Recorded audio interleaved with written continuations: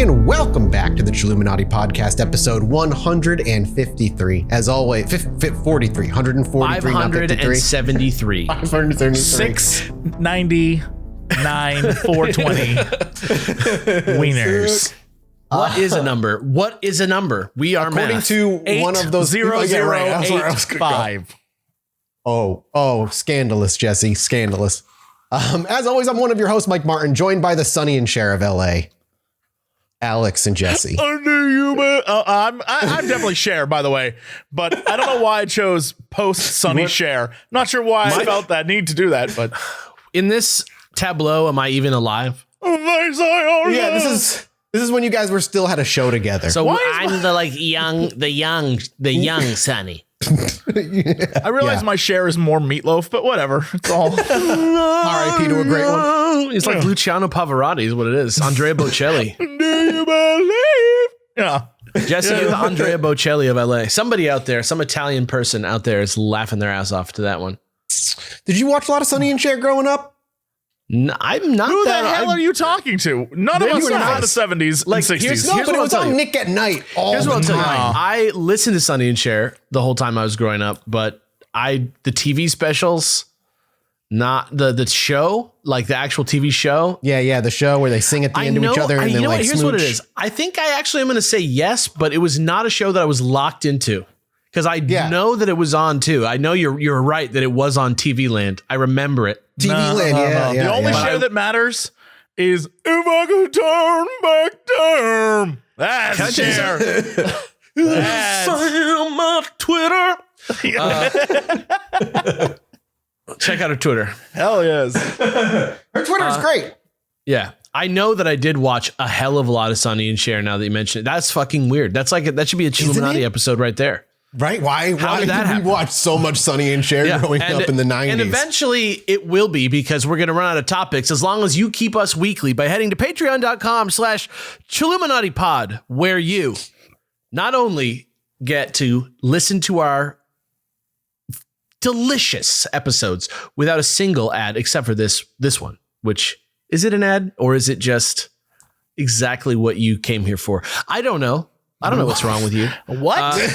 But come on down. And not only do you get this, you also get episodes early, you get art, you get pre-sale merch, you get all kinds of cool shit. And now also movies, which is a new thing that we're doing where we riff tracks, we rip off the show riff tracks and Mystery Science Theater 3000 and even Super Beard Brothers, another show which I'm on, which also offers this benefit on Patreon. I did not. If you come down here to patreon.com/ChilluminatiPod, the finest website, we'll set you up with all that and more. And all you got to do in return is support us financially so that we can keep the show rolling.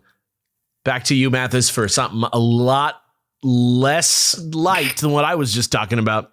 Yeah. It's finally time, boys, to end the trilogy that is the John Wayne Gacy trilogy.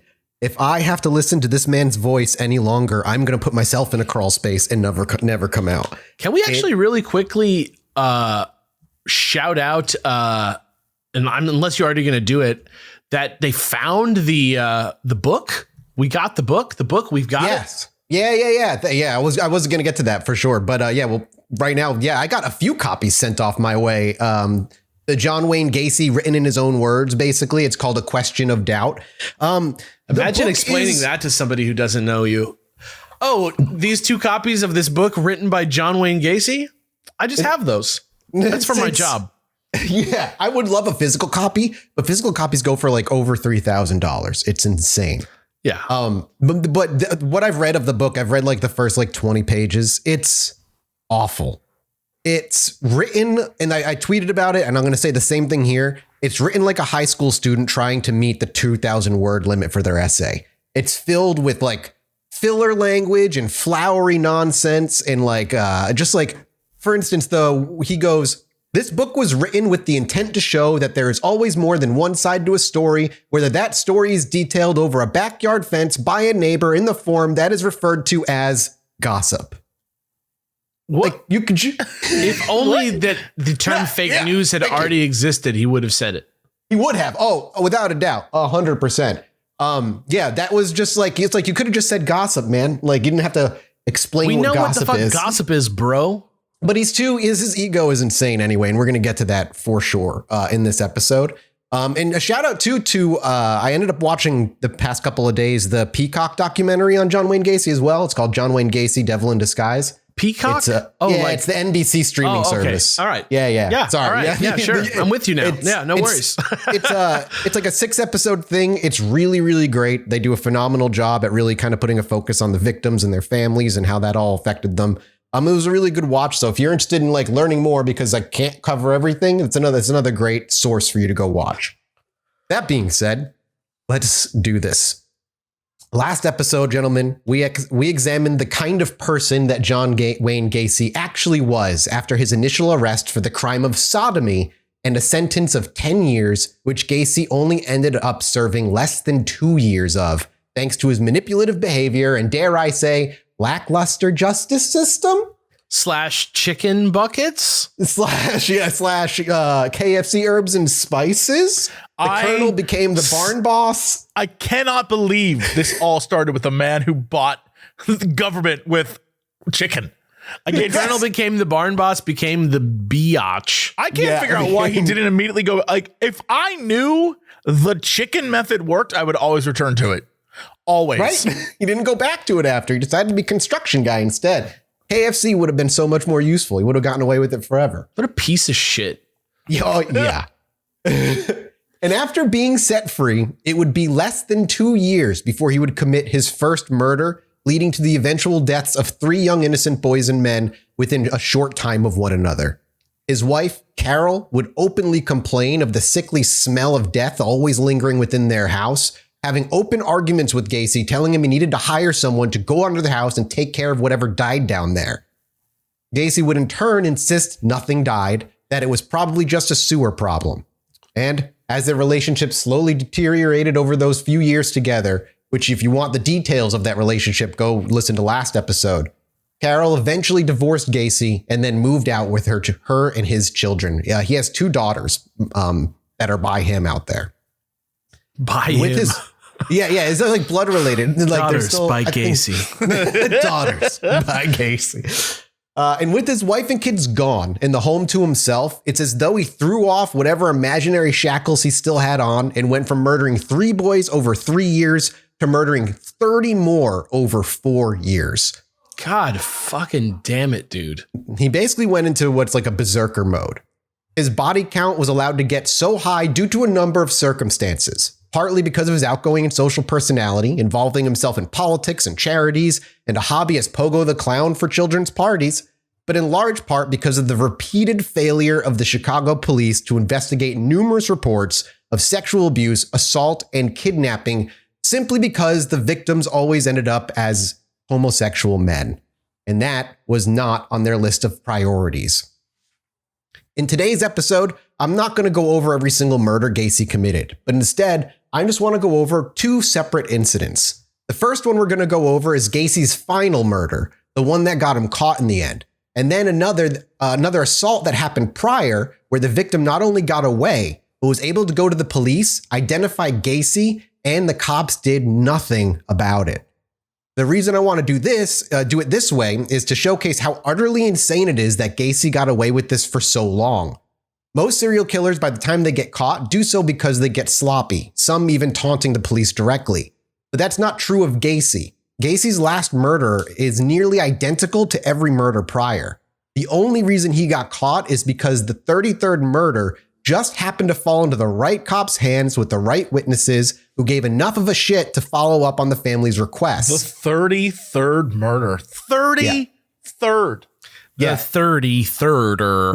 Within a span of 4 or 5 years. It's fucking insane. He was going he was having like mere weeks between murders, and he would go out and do something called his doubles night, where he would go and kill 2 people in one night and put them in the same grave. That's fucking crazy that he was like, it's so crazy that he was like so prolific that he had like special nights versus regular nights. And he was just never, he was getting away with it every time. Thanks to Stamps.com for sponsoring this episode. And even though I run a small business, it doesn't feel like a small business to me. When I'm in charge of nearly everything, it can get overwhelming with all the things that need to get taken care of for a day. So the last thing I want to do is go to the post office. Time is money. Don't waste either with repeated trips to the post office, and instead, go to stamps.com. You can skip the trip and focus on how to take your small business to the next level. Stamps.com lets you print official postage right from your computer and saves you money in the process, so you can spend less time at the post office and more time making your customers happy. Stamps.com has been something I've been using for a year now, and it has saved me a ton of headaches, especially with all the things I gotta mail out for work now. It's crazy. Stamps.com saves you time, money, and stress. For more than 20 years, Stamps.com has been indispensable for over 1 million businesses. Stamps.com gives you access to all the post office and UPS shipping services you need right from your computer. Stop overpaying for shipping with Stamps.com. Sign up with promo code CHILL for a special offer that includes a 4-week trial, free postage, and a digital scale. No long-term commitments or contracts. Just go to Stamps.com, click on the microphone on the top of the page, and enter code CHILL. Thanks again to Stamps.com for sponsoring the episode.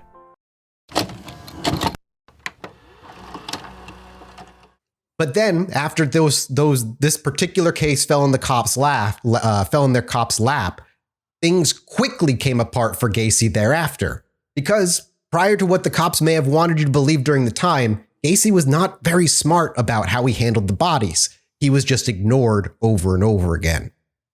Gacy's thankfully final victim, after over 30 kills in 4 years, was a 15-year-old boy named Robert Piest. Robert, on the evening of December 11th, 1978, was finishing up his shift at Nissan Pharmacy as a stock boy. Earlier that day, John Gacy had come into the store offering the owner to fix up some of his shelves and do a little construction work for him.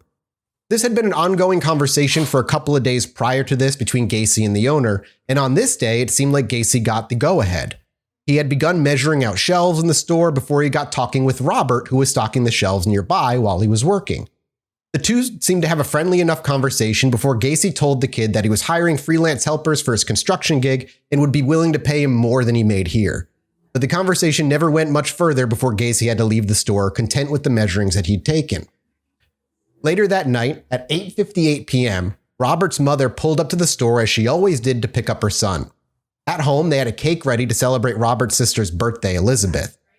Rob came running out of the store, leaned into the car, and told his mom to hold on, that a man wanted to talk to him about a contracting job that might pay him more.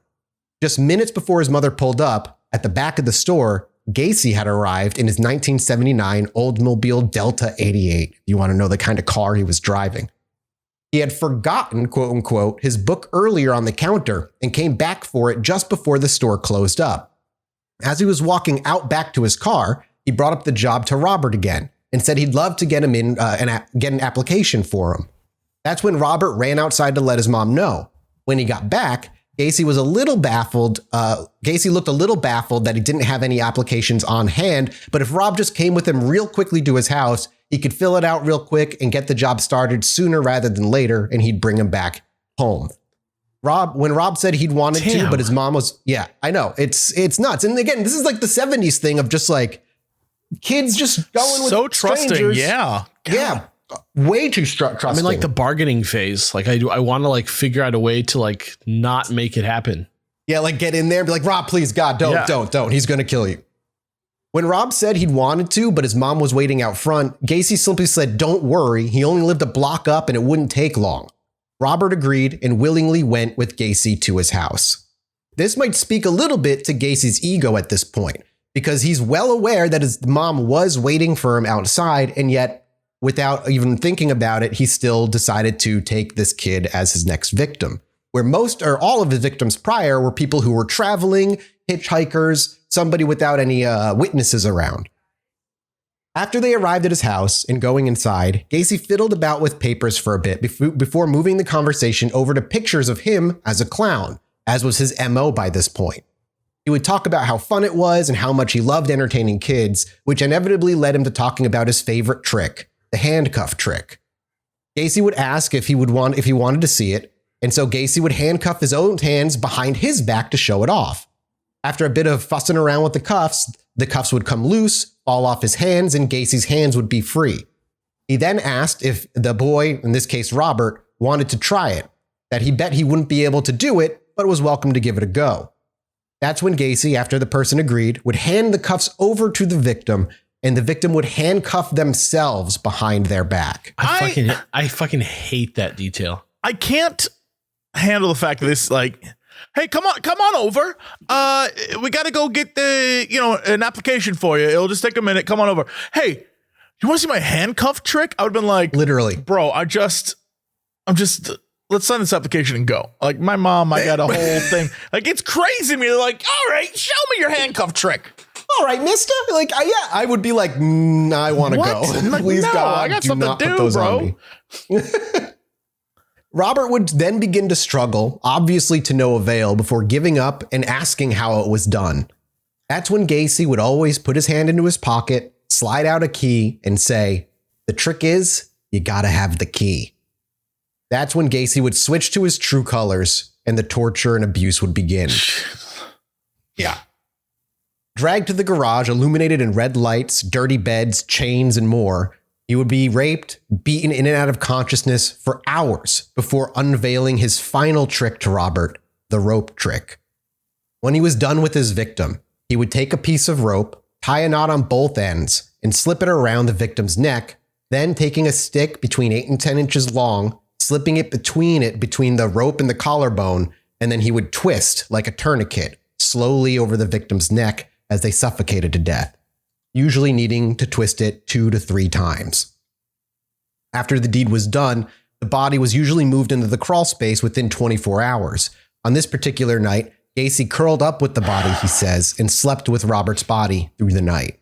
God damn, dude. In the morning, usually in the morning, he would bury the body in the crawl space with a shallow grave pre-dug, covered in hundreds of pounds of lime to try and cover the odor. But with Robert, the crawl space wasn't an option, much like it wasn't with the prior 3 kills before him.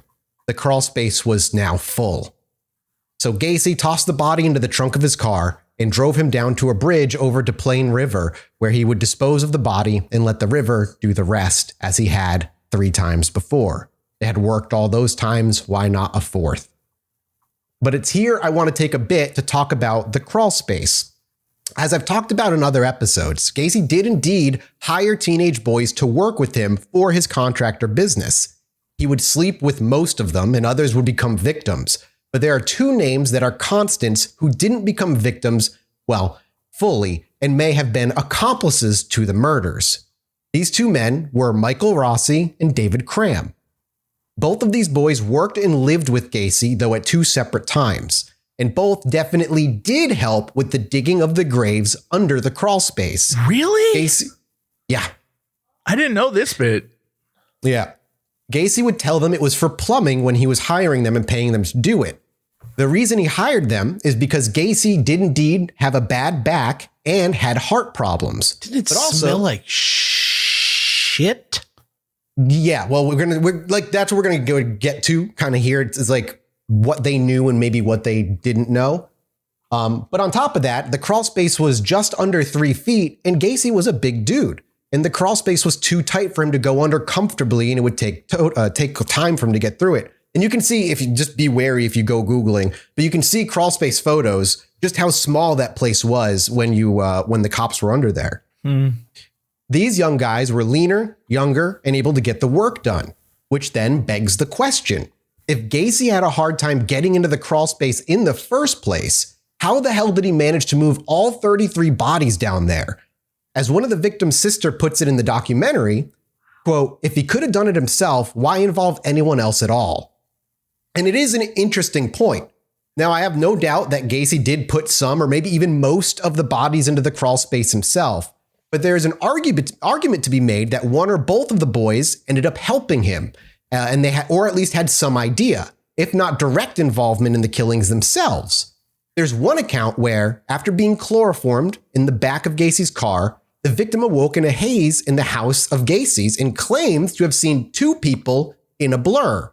And one of them had lighter brown hair and was notably thinner than Gacy, before Gacy walked back over and shoved the rag back into his face only to wake again when he was being beaten and tortured. But other than a hazy memory from one source, there's also a little bit of tangential evidence as well, particularly the things the boys received as gifts from Gacy. But one that stuck out the most was the car of one of the victims, a white Plymouth, ended up in the possession of Michael Rossi, the one that lived with him second and the one that lived with him the longest, who is currently Gacy's live-in employee. Which leads to a small example of the police's infuriating fumble. When the car was found and recognized by the cops, they approached and questioned Gacy. He simply told them the victim, by the name of John Zizik, I believe that's how you say it, had sold the car to him because he needed cash to leave town. He then sold the car to Rossi, which is why Michael Rossi had the car. The cops literally took Gacy at his word and told the family that their son had just run off, that he was 19, not a kid anymore, and probably just wanted to get away. Which is nuts that is what happened to that kid. I mean, there was the no cops, follow-up, and they're just like, the most obvious suspect we're going to just move on from. Yeah, what about like the slips of like ownership?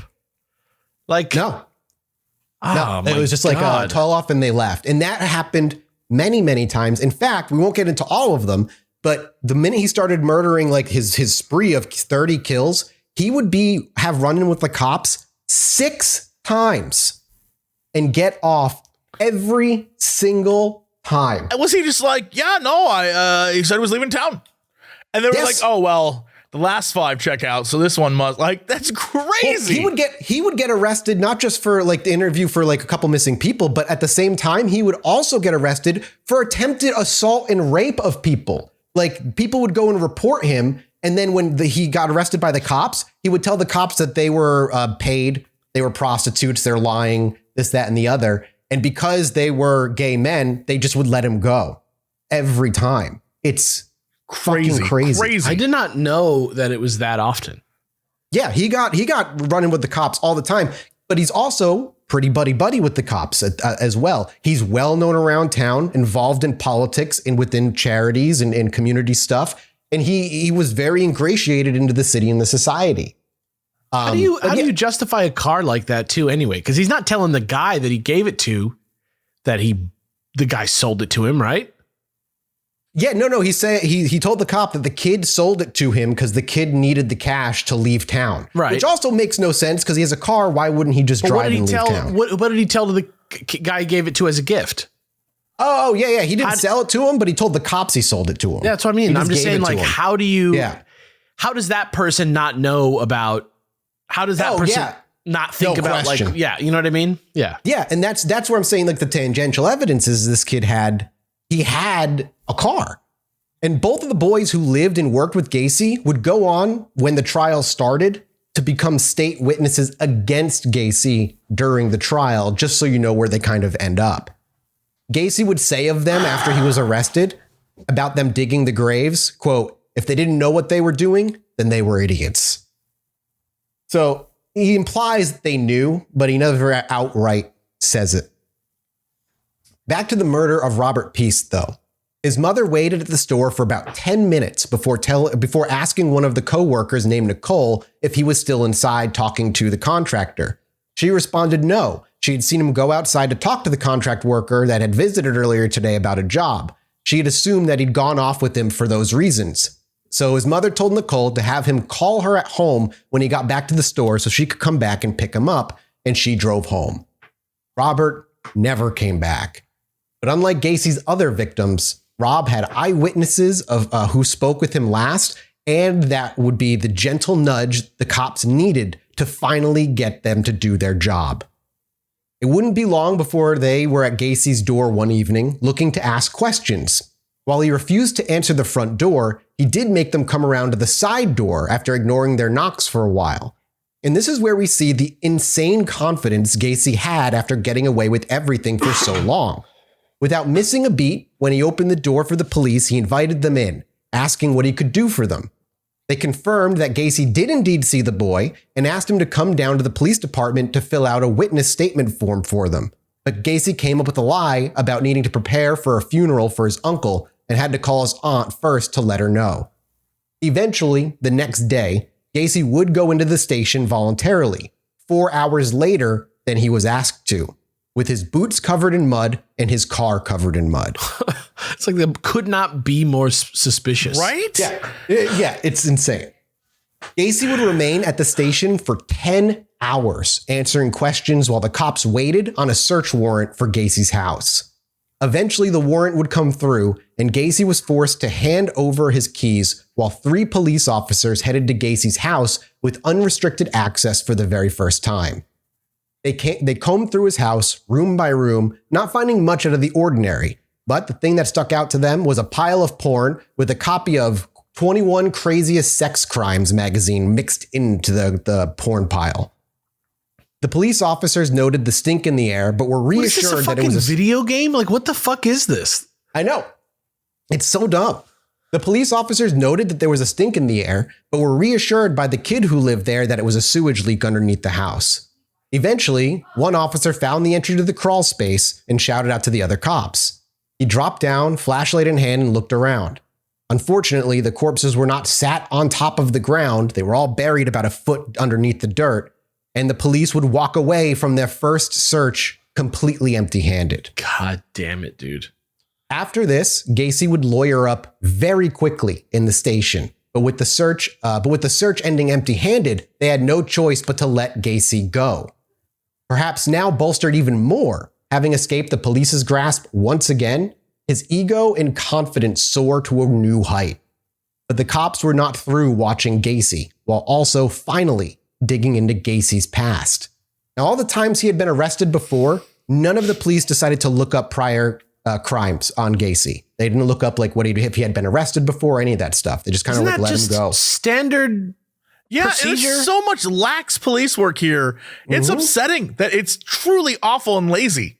Yeah, and I think even more than lazy, I think like the big takeaway for me just in general is the like just how shitty it was to be gay. Yeah. They just don't give a fuck because they're gay.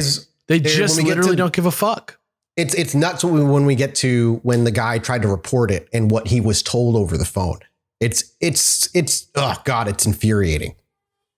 So they finally, but now with an actual like hint of suspicion on Gacy, they finally decide to dive into his past and see if he has a criminal history. And of course, what did they discover? The sodomy charge, along with multiple reports of assault and kidnapping. Wait, this guy did butt sex? That is unforgivable. The most unforgivable crime of 1978. I can't believe this. Butt sex. Ugh, gross. And after they saw all the reports of the assault, the kidnappings, the sodomy charge, they were convinced that Gacy was their guy. They just had to pin him for something. They had to find evidence. And so Gacy was put under extremely heavy surveillance. For nearly every hour of every day for the following 10 or so days, Gacy was under heavy police watch, with some officers barely getting 8 hours between shifts to themselves. But it's here that we see why I said Gacy was at peak confidence. He was well aware he was being watched, actively going outside, walking up to the police car, having conversations, friendly conversations with the cops. Conversations range from talking about their day, his day, weather. Why are they talking to him about this shit? Because he's like, what else are they going to do? He's walking up to their car. What do you like? What do you do? Tell them to go? We're watching you. What are you doing here? Like, I don't know. It's weird. Yeah, no, like, but he understood he was under suspicion for the missing boy, Robert Peast. And that's why he thinks, and he's just waiting for them to not find anything and go away. He would also suggest to them good places to eat, even joking that their constant presence was hurting his business and how he wished he would just go away. Occasionally, though, he would lightly complain that they weren't needed and that they were just harassing him for no reason, that he was a good citizen and had done much for the town. And that complaint would grow as time went on and the surveillance didn't cease. On one occasion, he invited them into his house, and one of the officers went to use the bathroom. When he flushed, first of all, can you believe like he fucking invited the officers that were watching him into the house? Like, come on in, boys. You want to come in? The ego is crazy. It's maniacal. I just don't understand what these cops are thinking. Right. It's nuts. Thanks to ExpressVPN for sponsoring the episode. And you don't want to see my search history? Listen, you know what I do here on Chilluminati, right? All the things I have to research, from aliens to serial killers. My search history is a disaster. I know most of you are probably thinking, why don't you just use incognito mode? But let me tell you something, incognito mode does not hide your activity. It doesn't matter what mode you use or how many times you clear your browsing history. Your internet service provider can still see the websites you visited. That's why even when I'm at home, I never go online without using ExpressVPN. It doesn't matter who your internet provider is, ISPs in the US can legally sell your information to ad companies. ExpressVPN is an app that reroutes your internet connection through a secure server so your ISP can't see the sites you visit. Most of the time, I don't even realize I have ExpressVPN on. It runs seamlessly in the background and is super easy to use. All you have to do is tap one button and bam, you're protected. ExpressVPN is also available on all your devices, phones, computers, even your smart TV, so there's no excuse for you to not be using it. Protect your online activity today with the VPN rated #1 by Business Insider. Visit our exclusive link, expressvpn.com/chill, and you can get an extra 3 months free on a 1-year package. That's expressvpn.com/chill. expressvpn.com/chill to learn more.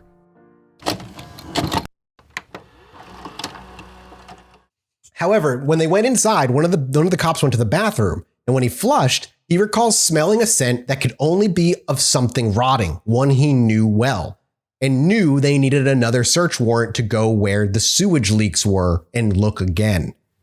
Famously, he even took them out. John Wayne Gacy, toward near the end of his surveillance, took the cops who were watching him out to breakfast. Like I got in the cop car and they went off to a restaurant he suggested. Why the fuck would the cops be like, I would love to go to breakfast?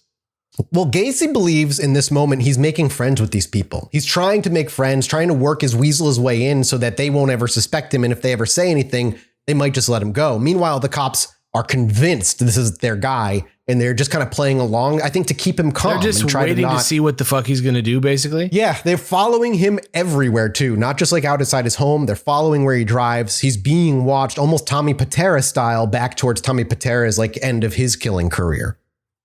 Famously, like I said, he took him out to breakfast, and it's here he made a very infamous joke.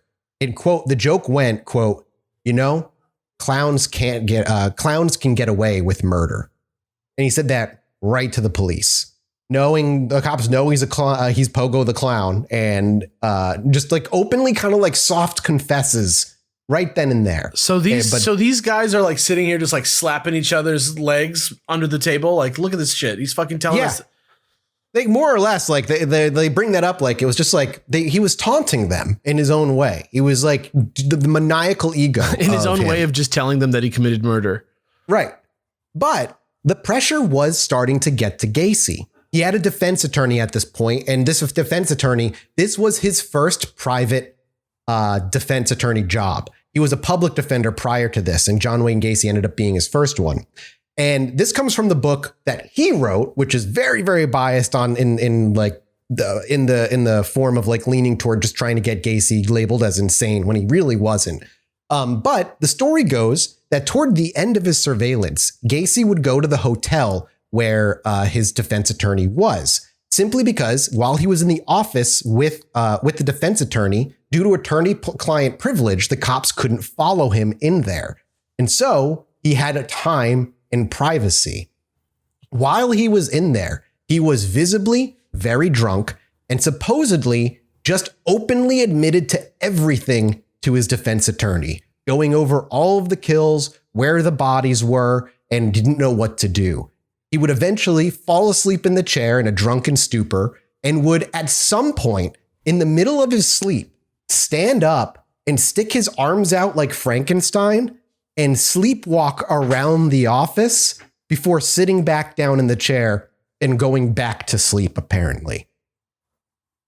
Like, no bullshit? Or like no bullshit. Like he may have been putting on an act. Right. That's okay. That's what I mean. Yeah. Like the defense attorney says that he was convinced he was actually sleepwalking, but I don't necessarily believe that, because I don't think you get up and Frankenstein arm out and walk around Right. That's not how sleepwalking looks. That's how it, like, on TV, maybe it was portrayed, but. Yeah, it's nuts. Now, whether or not like that story is true, that comes from his defense attorney, but the defense attorney never went out and told the cops any of this. He kept it to himself, and he started working on ways they could maybe, when the trial inevitably came, working on an insane plea. We'll get to what his defense ended up being after he gets caught. Eventually, though, the pressure of being under constant watch was getting to him, whether because it was disallowing him to commit another murder, felt the pressure of being discovered, or maybe a bit of the both. The friendly conversations with the cops became more aggressive, and his driving became more erratic, actually losing the cops for hours at a time sometimes. And the police were starting to get worried. When they lost him hours at a time one time, they actually found him at the graveyard, talking to his father's gravestone for hours.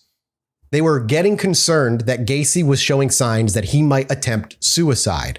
And while new information was coming up as they were found and interviewed living victims, people who had been abused by Gacy, as they were finally starting to connect the dots as to what was going on, they still had no search warrant for the house and no open reason to put him behind bars yet. Once they were convinced of Gacy's potential suicide, though, they needed any reason to get him in cuffs and arrest him. And luckily, when they learned a friend of Gacy's had been given marijuana by him, they finally had a reason and moved in to arrest John Wayne. Marijuana was the reason. Oh my God. Marijuana and sodomy. The devil's tools. Yes. It was a charge of marijuana possession that ended up getting John Wayne Gacy finally arrested at his home. That's like taxes taking down Capone. That sucks. Yes. That sucks. It It's sucks. a mixture of taxes and syphilis. I mean, you're right. Yeah, fair enough. Meanwhile, though, the search warrant had been requested, but not yet given. The whole ride from when Gacy got arrested down to the police station, Gacy attempted to persuade the officers to let him know what was going on, acting confused the whole time. He would say to them that we've become friends over these last few days, that you can tell me anything. I didn't do it. I'm innocent. Just tell me what's going on. It would be so hard for me not to just smack this guy in the face. I imagine that there was a high degree of wanting to turn around and punch this man from many, many, many different people. When he arrived, he was informed of the drug charge and placed in a room while they awaited the search warrant, which had finally been granted. Gacy's home would shortly thereafter be swarmed with police vehicles and unmarked vehicles as the initial search began.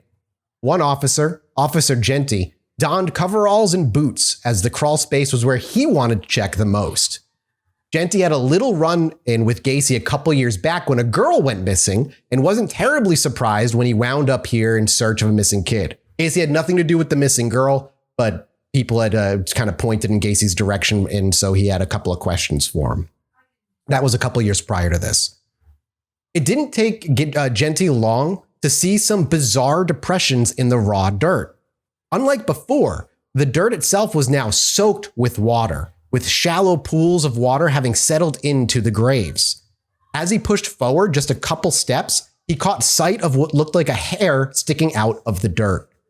With his hands, he dug through the wet, muddy soil and very quickly came upon a bone.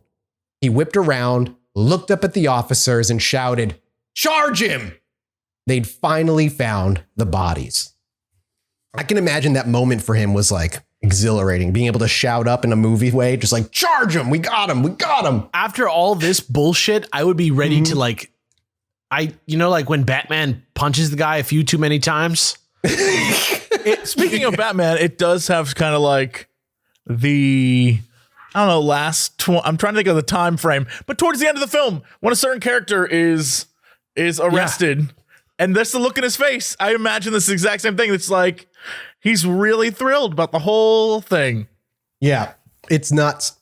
And the reason that the whole crawl space had been soaked is that between the time that he was let out and he was finally arrested, he completely filled his crawl space with like the sewage. He had turned off like the sewage and flooded it, and then ended up draining it, thinking that might wipe away. I don't know what his thought process that was. Maybe if he made it muddy, they wouldn't go down there or something. But that's what he did, and there's not a huge reason other than maybe he was trying to wipe away evidence.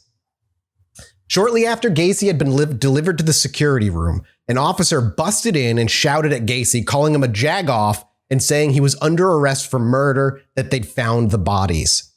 Gacy had no emotional response.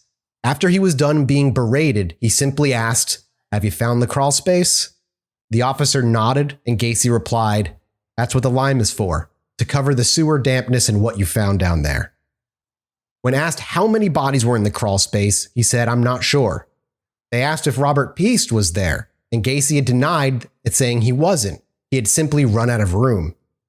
After a little more questioning, Gacy said, "I want to clear the air. I know the game is over. The lime was used to cover the smell. The bodies have been down there a long time, and there are more bodies off the property." Over the next many days, the cops would exhume about 2 to 3 bodies a day. So it took them about a little over a week to exhume it. And as they were doing it, the press was like swarmed. Once the story broke, they were like watching them pull bodies out of there. Not only, yes. Oh, it's all recorded. You can watch it, like the newsreels and stuff. But not only that, thanks. Not only that, hundreds of people would show up every single day in the winter time. And this is late November, to just watch as they did it every day. They said the police officer said they would go 4 or 5 heads deep sometimes, estimating a couple hundred people every day, just sitting in the cold, fucking firing pepper spray into the crowd to disperse. Yeah, no, this is like, think about it though. Like every big case, it's always just like a swarm. People are always interested. They want to know. Even when we talked about our Black Widows from the 1800s, remember how there were hundreds of people outside the court waiting to see what happened because this normal lady killed a bunch of babies? I just don't like it because I don't want him to have the attention that he's craving and obviously getting. It just makes 100%. It makes me frustrated that they're there. I know this happened 50 years ago, but I'm still mad about it, John. Yeah, no, fair, because and to a degree, he was definitely loving this attention. Over the next few days, through the interviews with Gacy, he would confess 3 separate times with loads of officers all listening. But when he was confessing, he wanted no recording, no signed papers, no evidence that he actually confessed. And so, because that was his, like that's something that he said he wouldn't do, all they have is the oral confession. And Gacy later on in his life would say he never confessed to anything, that they're simply putting him behind prison for something he didn't do, which obviously is not true. He becomes infuriating to deal with that once he's been caught, and taunting the police, saying things like, "I'm never going to spend a day in prison for this. You'll never convict me." Why would somebody who didn't do it say something like that? Because he would say it when the only people around were him and the person. And like, he just was, he was so full of himself, so deluded, so maniacally convinced that he could get away with anything, that he just was open, like half open about it. Just being a total shit boy. Yeah. Yeah. But before we move on to see what happens with the trial, which is toward the end, I wanted to rewind a little bit and talk about the failure of the police and the story that ended up making me, I think, the most upset about how the police treated everybody. There was a victim about 9 months prior to the murder of Robert Piest. The victim was abducted after he was standing outside in the city. I think he was walking home. John Wayne Gacy pulled up and offered him to smoke a joint with him. He shrugged and said, "All right," and walked into Gacy's car willingly into the back seat. Gacy pulled over, lit a joint, and did begin smoking with him. As he was handing the joint back to Gacy, Gacy grabbed a cloth and shoved it into his face, a chloroform, to knock him out again. Another one of his favorite ways to kidnap somebody. Next time he came to, he would wake up on Gacy's floor as Gacy was in the kitchen mixing a drink. When Gacy noticed that he was stirring, he would shove chloroform back in his face again. God. Then the next time he woke up, his arms were chained to a 2x4 as he was being held up in the garage, and Gacy was beating him violently and screaming at him. He doesn't remember much beyond that before Gacy would take him down, put on his pants, put the pants on his victim, put him in the car, and drive him to where he picked him up, and dumped him outside, leaving him in the street and going back home. I don't know. This happened with some of Gacy's victims through his kind of career of killing, is he would have these people that he would pick up, do everything he would do to anybody else that he killed, but let these people go after. He's just like a weird, fickle. Like, remember that guy that called in to Howard Stern?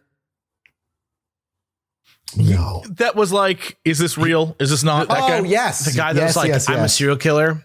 Yeah. He was talking about how like sometimes something happened, like it'll remind him of someone, or he'll feel guilty about something. They'll say something, or he'll find out a piece of information that stops him from doing it. Like I could see him, because the other things that you were saying, like the other times when he would like get into like a tense situation, or he'd almost, like that time when he almost hit that dude in the head or whatever from behind. It's like he eventually he gets to a point where his like little high gets blown, and he's like, fuck it. Yeah, there's another story of another victim, a high school junior at the time, a 17-year-old. He was picked up by Gacy, as they all were, brought back for whatever a good time was, and did the handcuff trick with him. However, the handcuff trick, what a piece of shit. However, though, this kid struggled immediately, and after he got the handcuffs on, he went off to get something from the kitchen, and the kid realized that the handcuff on his right hand was looser than the other one because he was struggling, and he was able to slip his hand out. However, as he slipped his hand out, he waited for Gacy to return, and as soon as Gacy returned, he hit him with a double leg takedown, threw his knee into his neck, held his legs up, and then handcuffed Gacy instead. He then got up and waited for Gacy to calm down. Eventually, Gacy would reply, you're the only one who's ever been able to fight back and get the cuffs on me. After he was, I know, it's fucking creepy. It's weird. Gacy would eventually calm down. The kid would take the handcuffs off, and he would trust Gacy enough to drive him back, which Gacy did. I've seen pictures, man. I don't care who you are. No one's that trustworthy. I don't get it. And in an interview with this guy, he said, in hindsight, the smarter thing to do would have been run. The smarter thing. Yeah, dude. He should have just kept his knee on the man's throat and ended it. Yeah. Oh my God. Be done with it.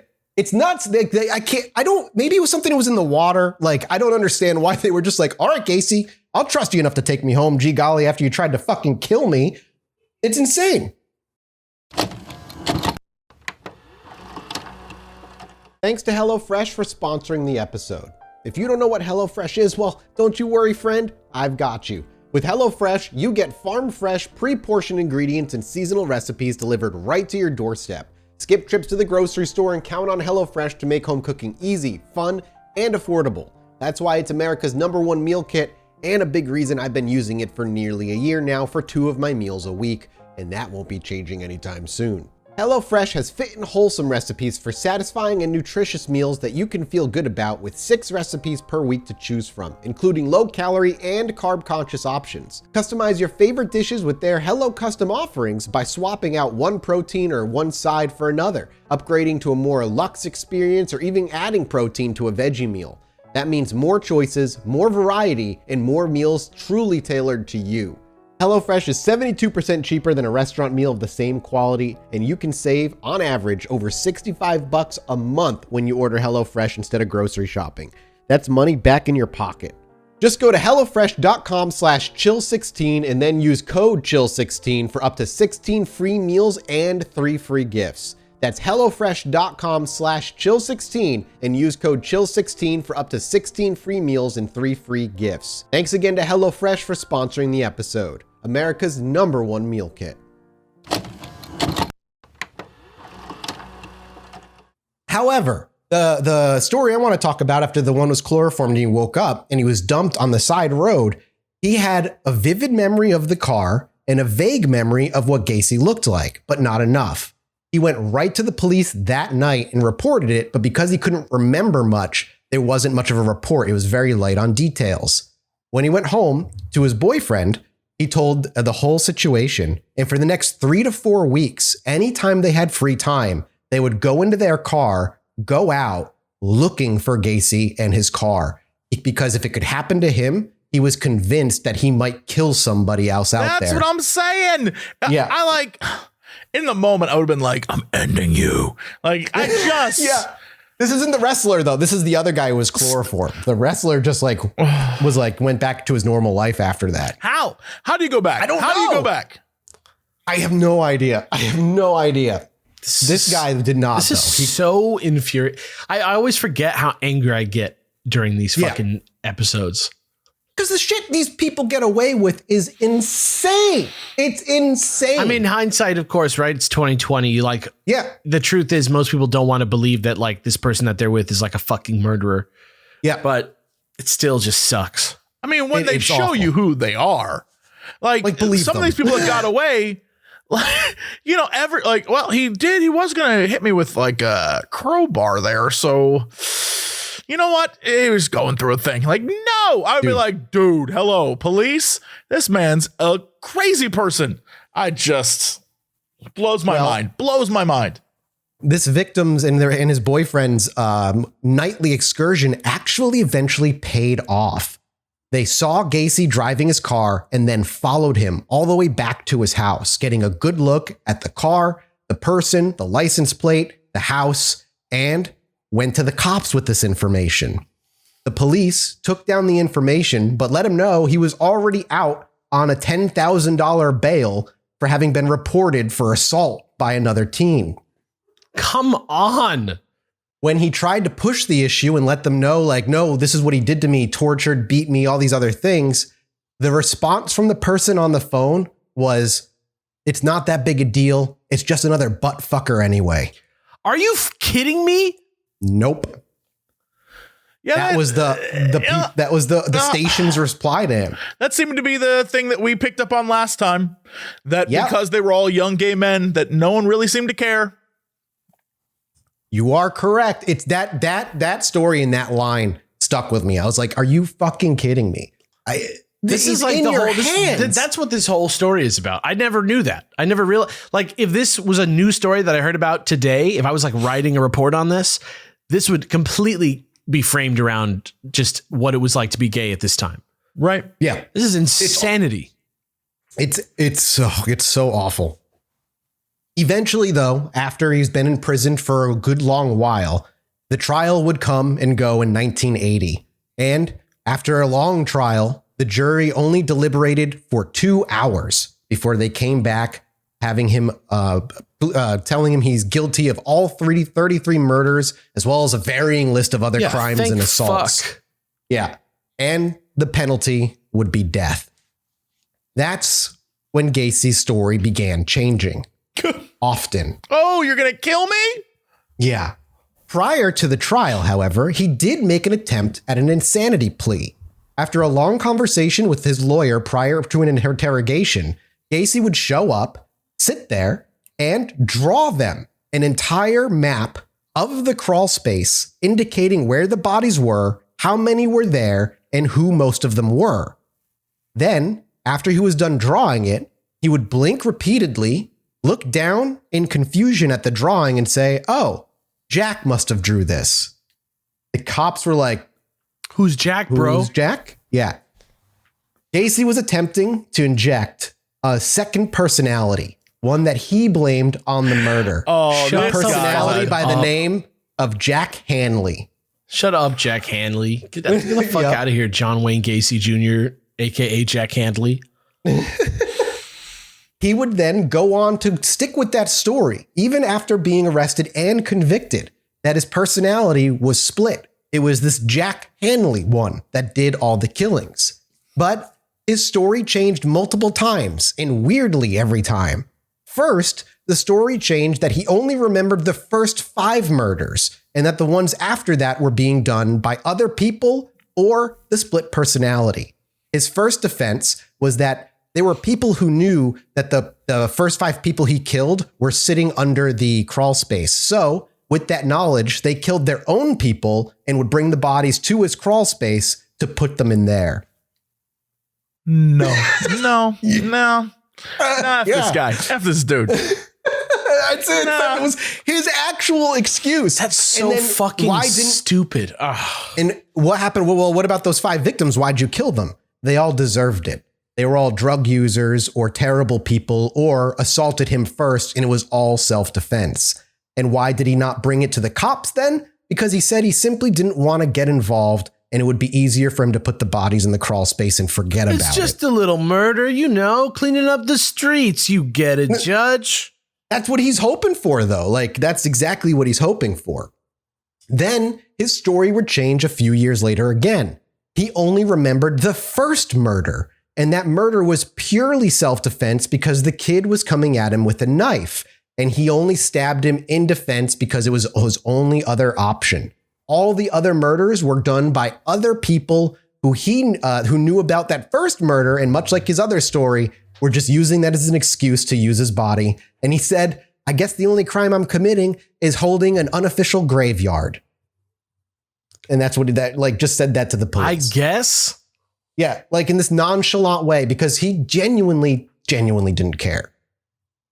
Days were spent digging out the bodies, and after they were all said and done, it would be a long while, even years yet, before most of them were identified. And to this day, 5 of them are still unidentified. And an officer says after the trial and Gacy had been convicted, on a car ride transporting Gacy, he looked back to Gacy and said, all right, John, be honest. How many did you kill? And Gacy shrugged. Somewhere in the 30s, maybe. And the officer said, really? You don't know? Gacy simply said, 45 sounds like a good number. And when he asked where the bodies were, Gacy said, that's your job, not mine. And that's all we know about if you've killed anyone else throughout the time. At the end, in 1994, John Wayne Gacy was put to death by lethal injection. His final words were, kiss my ass. Shut the fuck up, John Wayne Gacy. Yeah, that's how I feel. But like, shut the fuck up. Fuck up, dude. Really? Like, shut up. Gacy's lawyer, Amarante, as much of an asshole as he was and kind of a selfish dude, he was kind of given this shit job at the same time.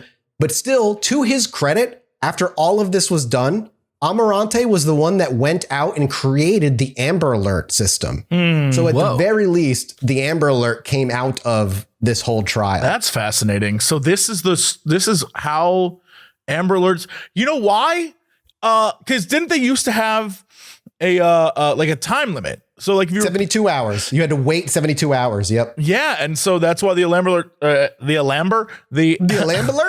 Amber Alerts were created so that you could report a kid missing immediately and get the word out, so you'd have to wait 3 days. Crazy. Yeah. The amount of time that they made him wait was just bananas. And the fact that every single time the excuse the kid just left town because the kids run away all the time was just accepted. It's like a cartoon excuse. Yeah, it's like a Dennis the Menace excuse. I can't go through all of them, but it's important to know a lot of these families literally hounded police for like years at a time. Yeah, nothing even happened. Yeah. One of the victim's mothers actually discovered herself the links to John Wayne Gacy, brought them to the police, and the police just told her it's not a big deal. He probably just left town, not to like look into it. Dude, I would throw a fucking ninja star through that dude's throat, man. I don't understand. That woman was very clearly in like her mid to late 70s, and she was hustling around doing the work. She told her daughter, a lot of people will stay home and pray. I'm going to find the fucker who killed my son. Oh my God. Like it's nuts. Good. Yeah. It's nuts.